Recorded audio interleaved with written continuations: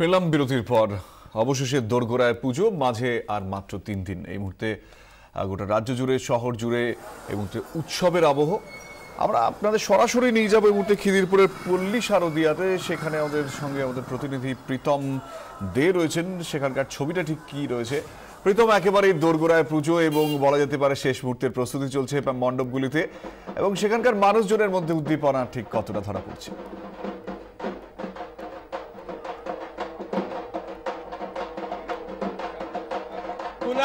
পল্লী শারদিয়া, খিদিরপুর পল্লী শারদিয়ায় শারদিয়া বোধহয় তাড়াতাড়ি আসে।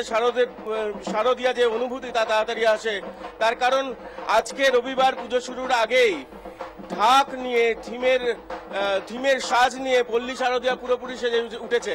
আমার ক্যামেরা বন্ধু যেরকমটা বলছিলেন যে চারিদিকে শুধু রং, এদের থিমে এবারে শারদিয়ার সোনা রং। তুমি দেখো যারা ক্লাবের যারা রয়েছেন প্রত্যেকে থিমের রঙের একেবারে রাঙিয়ে দিয়েছেন নিজেকে, কারণ হলুদ রং, সোনালী রঙের পাঞ্জাবি।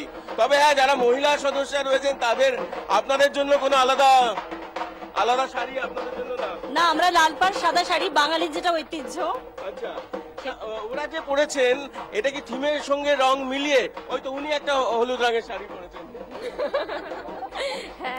না, বলুন, আজকে আপনারা যে রয়েছেন, আজকে প্রভাত ফেরি রয়েছে তাই তো? হ্যাঁ, আজকে কি হবে? আজকে প্রথমে প্রভাত ফেরি দিয়ে শুরু হবে, তারপর উদ্বোধনী অনুষ্ঠান আছে, তারপর একটা ফাংশনের আয়োজন করা হয়েছে এখানে।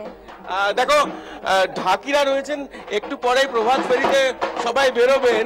তার আগে একটু জেনে নিস, সেক্রেটারি সাহেব আপনি কি বলছেন? যে এটা তো ওদের তরফে অভিযোগ যে আপনারা সুন্দর থিমের রঙের পাঞ্জাবি, কিন্তু ওদের নয়।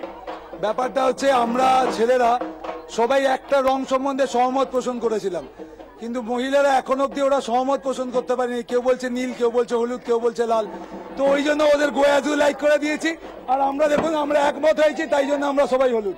একদম না, ঢাকের তালে তালে তা বলে নাচতে কোনো বাধা নেই কি? তাই তো দেখো, ছোটরা রয়েছে, ঢাকের তালে তালে নাচতে কোনো বাধা নেই তো? একদম না। বাজুক, এটা শুরু হোক, ঢাকটা বাজুক এবং নাচটা শুরু হোক। কে শুরু করবে? নাচটা শুরু হোক, নাচুক।